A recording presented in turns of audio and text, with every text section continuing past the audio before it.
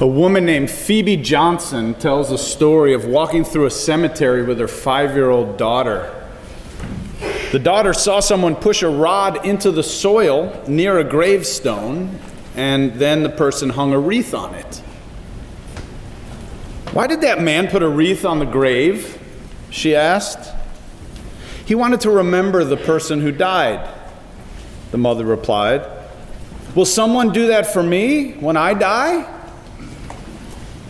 "I'm sure they will," she said, as she mentally prepared herself for the next question. They walked in silence for a moment. The girl turned to her mother and said, "It won't be fair. All I'll see is the stick."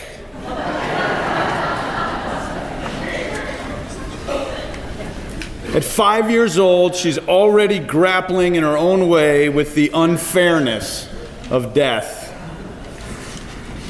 Of course, being a child, she has a very concrete and literal understanding of death. It's as if she has the impression that when you die, you get buried, but otherwise everything else just stays the same. What does she know? Heck, what do we know? A lot of people wonder or think they know what happens after we die. Today I want to talk about what happens after we die, but not after our bodies die, but the smaller deaths that happen throughout our lives.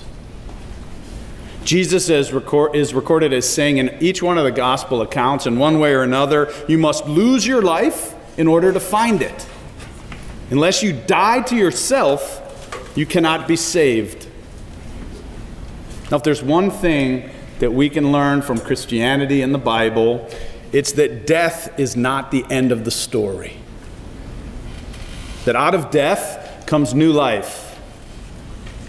It's a story of resurrection in the deepest sense of that word. Not the literal idea of resurrection that causes people to dress up in their Sunday best once a year and fill the church. The idea of death making room for new life to emerge is something that happens over and over to each of us in the many small deaths and losses and changes that we encounter throughout our days. The relationship between death and life is not just a Christian thing, it's also a scientific thing. Stars had to explode and die for life to be born on this planet. Different organisms and animals had to die for evolution of new animals and organisms to take place. People have to die to make room for more people on the planet. We get pretty crowded pretty fast if nobody died. Plants and animals need to die so that there can be food to sustain our lives. Life requires death. Death sustains and creates life. The seed as a seed must die in order for a plant to grow. The caterpillar has to die to being a caterpillar for a butterfly to be born. I want to talk about death, but I'm not interested in speculating about what happens to a person's soul or spirit after the death of the body. That's a fun topic. There's a lot to say about it. People make a lot of claims, but nobody really knows. I'm interested in talking about the fundamental principle of resurrection that tells us that things must die in order for new life to be born. Resurrection, the idea that death is a comma and not a period. Resurrection, like Brianna, who was 14. She was having trouble with her complexion. She had terrible acne and a pockmarked face. She wore her hair to cover as much of her face as she could. She kept her head down a lot of the time. As it happens to many at that age, she began to associate her looks with her worth.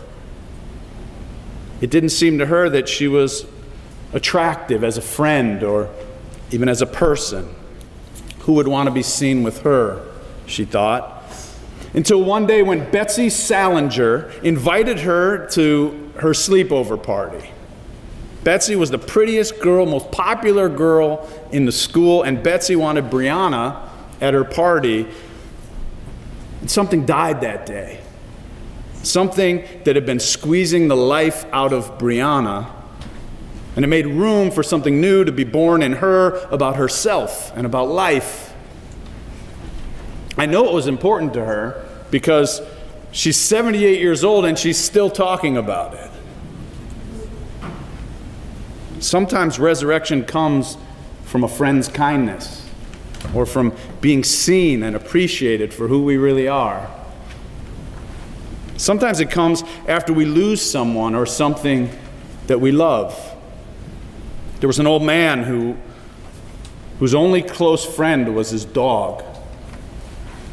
The love between them had deepened through the years. Now both had begun to feel the pain and the burden of age. The dog, 12 years old, could hardly walk and was covered in sores and a rash. The old man lifted the dog into his arms and carried it to the car, where it laid it on the seat next to him on the way to the veterinarian. From the parking lot, the old man carried the dog gently inside. "Can I help you?" asked the veterinarian. The old man, still holding the dog, said, "I think it's time to say goodbye. And I just don't know what I'm going to do without this sweet girl." The old man was so sad when he got back into his car alone, except for the now lifeless dog that he laid on the seat next to him. The vet was concerned, and so he went over to visit the man the next week. They sat on the porch, and the 80-year-old man explained how he'd had many dogs throughout his life, but this was the best dog he'd ever had. He acknowledged that he doesn't have the energy to start over again with a new dog.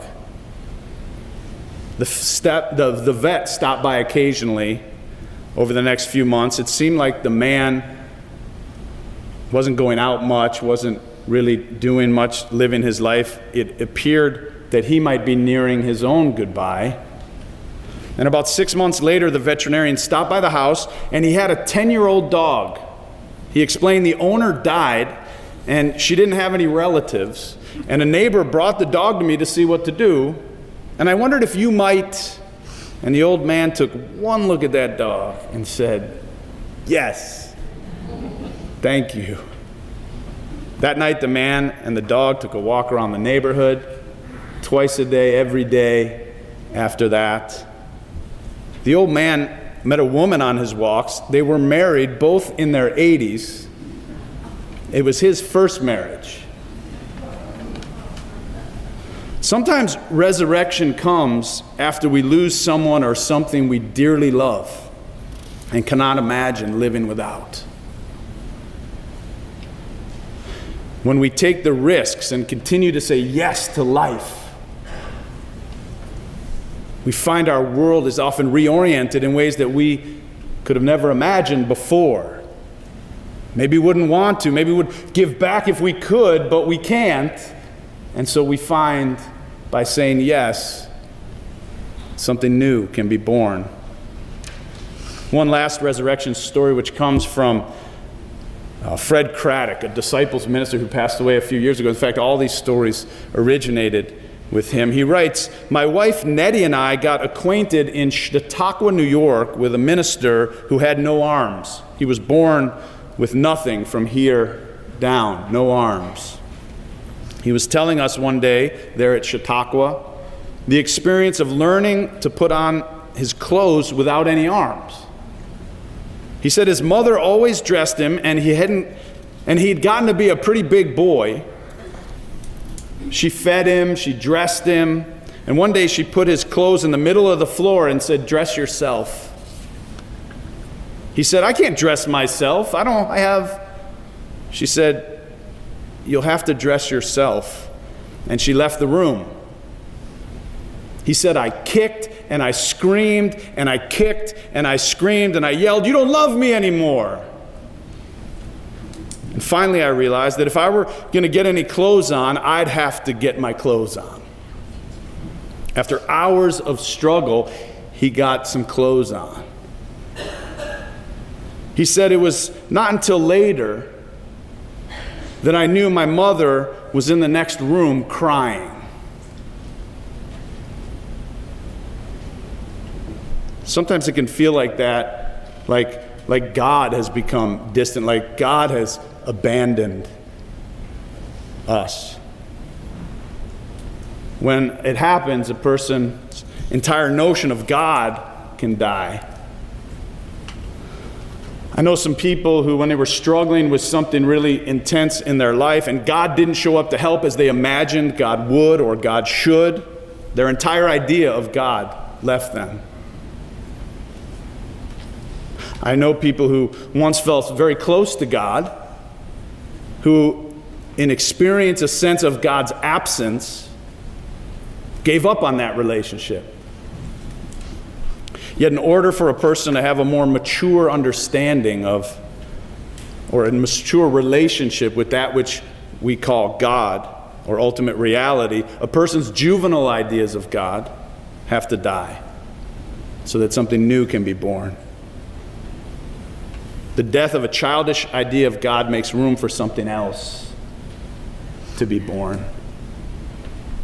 Resurrection, the death of God, and the rebirth.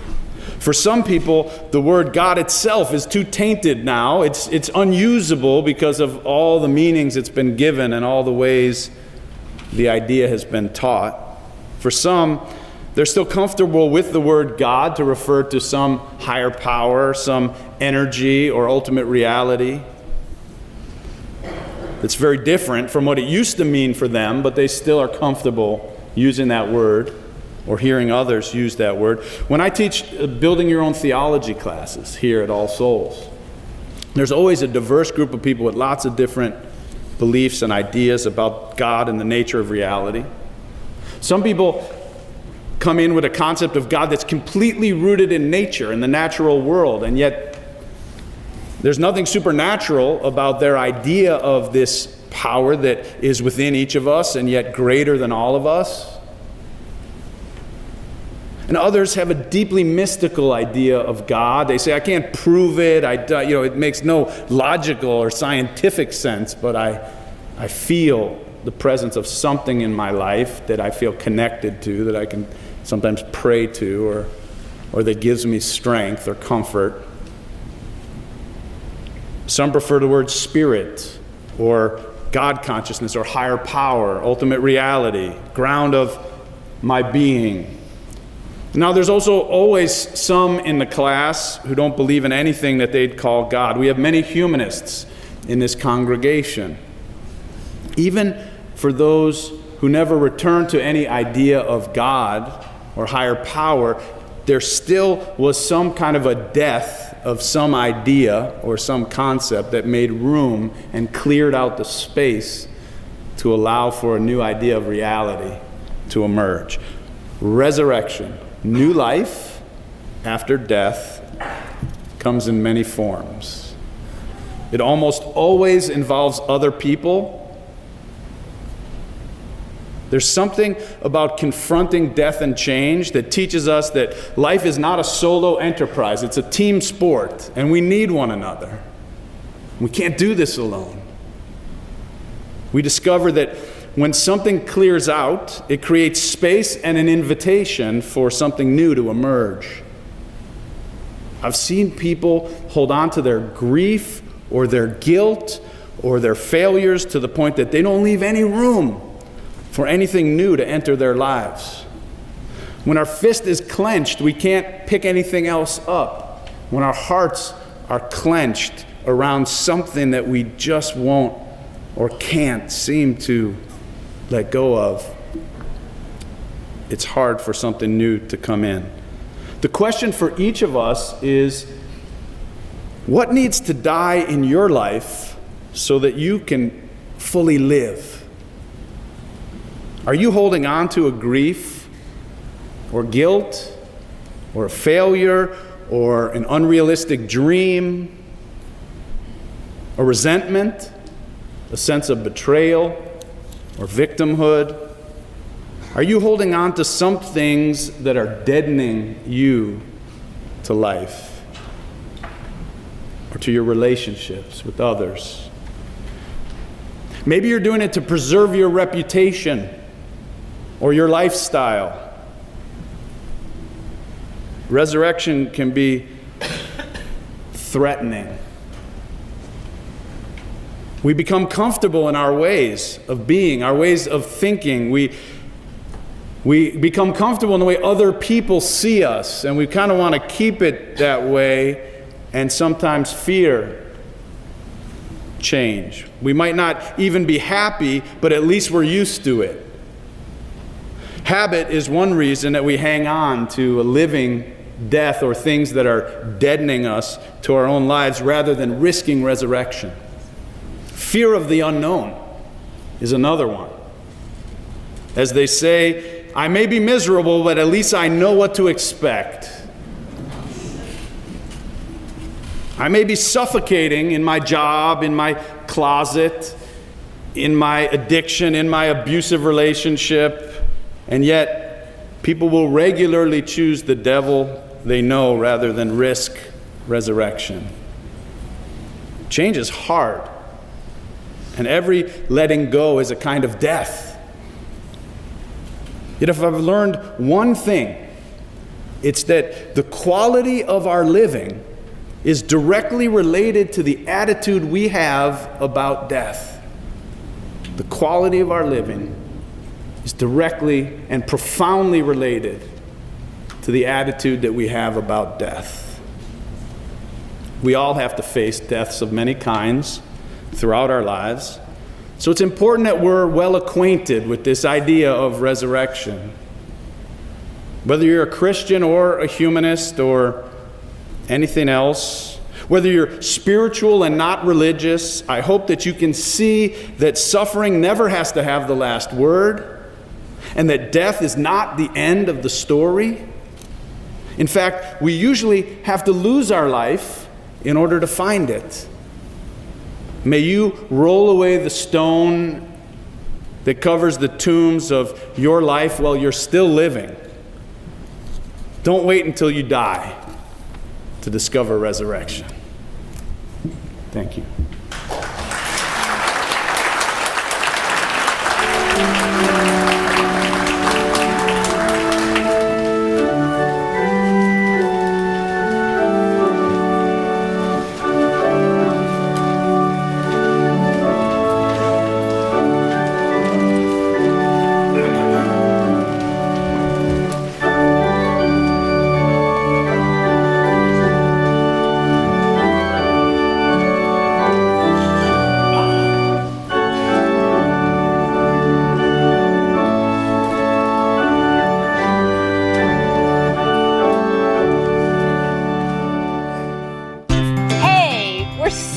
You're visiting with us online today. We love connecting with people all across the country and around the world, sharing our powerful message of love beyond belief. There's something new happening here. You can now join All Souls as a virtual member. Our virtual membership is designed for friends who live outside of Tulsa, Oklahoma, and who want to engage with All Souls in a meaningful way. You can be part of an expanding family, a global family really, wherever you are. If you live in Oklahoma, Ohio, or Orange County, California, Canada, or Cameroon. By becoming a virtual member, you'll be able to deepen your connections with members and friends here in Tulsa and with members wherever you are. Each week, you'll receive special All Souls content tailored for you, our virtual members. Virtual members have access to pastoral care, to personal prayers, and also receive invitations to exclusive web events. You can learn more, and if you're ready, you can become a virtual member today by visiting allsoulschurch.org/virtual membership.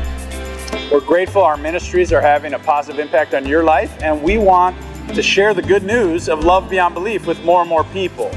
So no matter what, we need your support to keep this ministry growing and thriving, so please consider making a gift today. You can do so by texting LOVEBB for Love Beyond Belief to 73256, or simply visit our website. You are a blessing in our lives. May you be blessed and be a blessing.